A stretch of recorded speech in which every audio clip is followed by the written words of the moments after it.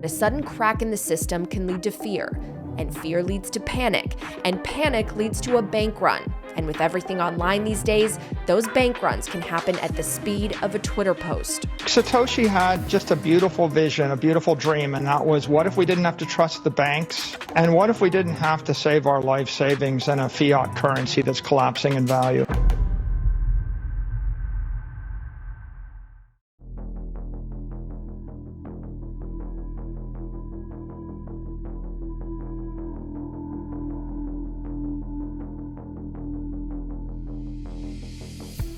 What could be so pernicious about ordinary banking that Henry Ford believed the truth could spark a sudden revolution? A Beirut bank burns. According to the Federal Reserve, 94% of American adults are banked in some form or another. But how many really understand how banking works and what actually happens to your hard-earned money when you deposit it at a bank? The bank doesn't hold it. It lends it out or uses it to purchase things like government securities. Whether it's a country, whether it's a company, the knock-on effects due to counterparty risk lead to leverage unwinds. You can set your watch by it. It's that simple. Professional risk managers like Greg Foss are keenly aware of something most ordinary people never stop to consider: counterparty risk. In other words, can you trust your counterparty in a financial transaction, in this case your bank, to not be in danger of defaulting on its obligation to you as the customer? A lot of this is a confidence game. That's kind of the whole game of fractional reserve banking. These institutions are inherently unstable. I've described it as basically like we're all just casually storing our money in leveraged bond funds. If you phrase like that, would you say, is that a low risk investment? People would say, no, of course not. But that's what we all just casually use for our savings. Fractional reserve banking refers to a system in which only a small portion of deposits are required to be on hand for withdrawals. But what's worse is it increases the supply of money in an economy because it means banks are effectively lending out the same dollar more than once, increasing the overall risk for depositors. The normalization of using these inherently unstable fractional reserve banks for ordinary savings is something most people take for granted. You got any money in the bank, you better hurry. But a sudden crack in the system can lead to fear, and fear leads to panic, and panic leads to a bank run. And with everything online these days, those bank runs can happen at the speed of a Twitter post. We were told we would get in. Stay open an extra hour! Bank runs have been around as long as fractional reserve banking. These are scenes from the Washington Mutual and IndyMac bank runs over a decade ago, as covered by 60 Minutes. Scott Pelley interviewed then FDIC Chair Sheila Bair.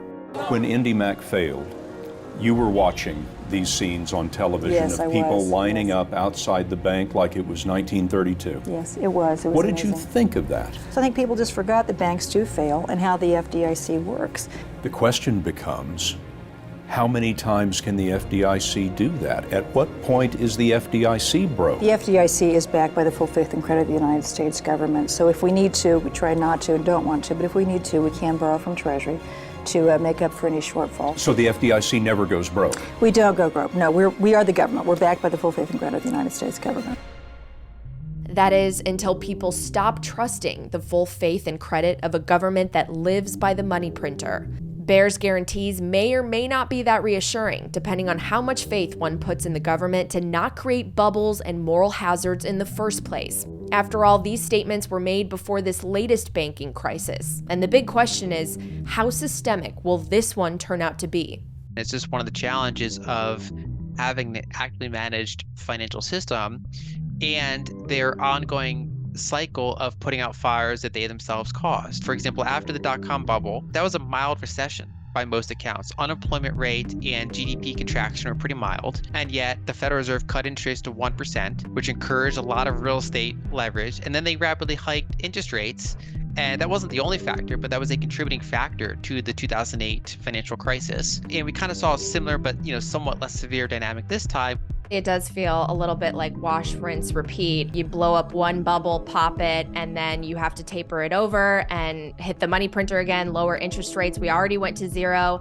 Where does it go from here? How many more times can they pivot again and lower interest rates before at some point we lose all credibility? Predicting that is basically predicting human behavior, which is challenging. One universal aspect of human behavior that is all too predictable, unfortunately, is the tendency to make grievous mistakes, or worse, to be flat out corrupt at the expense of everyday working citizens. Loss of trust in the system is happening fast. It's happening in Lebanon, across the European Union, and in our own backyard. I've lived through 5 of these crises. Started with the LDC debt crisis in 1988, then long-term capital management 1998, 2008, then the COVID crisis, and guess what? This one is the worst of all of them because all you've done is kick the can down the road, or think of it as kicking it to the highest level, the government debt level. There's nowhere else to kick it, people. There's no higher level of leverage than the governments and the sovereigns. So contagion was in 2008, 2009, Bear Stearns and Lehman. Replace that with country XYZ today. It's exactly the same problem.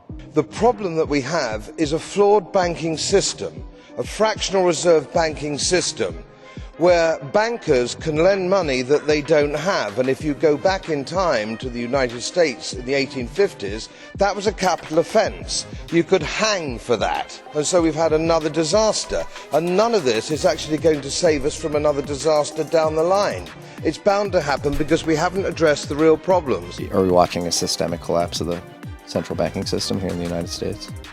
I think we're seeing the onset of the next financial crisis, and there will always be a next financial crisis until the system collapses entirely. I think it's hard to predict, or, is this the last cycle? One thing is certain, the US will have trouble retaining its position as the world's bank if people don't trust their money is safe in the system. We certainly can't be bailing out banks in 15-year cycles. I'm basically watching to see any more actions by the Federal Reserve, which is a sad state of affairs because when you look at the financial system, you shouldn't have to look at what one guy is going to decide when he gets out of bed, or one group of people, but that's kind of the nature of the system. It just consolidates towards the center over time because we're kind of in the later stage of that multi-decade cycle. It's now quite consolidated towards the center, and so watching what the center is going to do is essentially part of how you have to manage assets in this type of environment.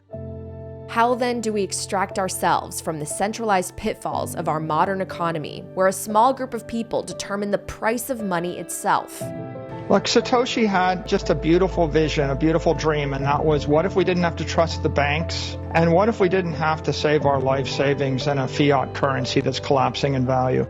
Satoshi Nakamoto inscribed the following headline on the Bitcoin Genesis block in 2009. Chancellor on the brink of second bailout for banks, which provides a clue to the problem he was trying to solve, having to rely on a trusted third party. And so he created a form of money that requires no trust, no need to worry about a third party's epic lapses in judgment, succumbing to corruption, or perpetuating a rigged system for personal gain at the expense of others' hard work, time, and energy. Bitcoin won't lend out, freeze, or censor your savings. It doesn't need a bailout.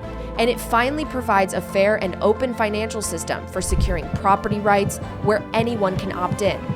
It's very simple. Don't trust, verify. And short the banks, long Bitcoin.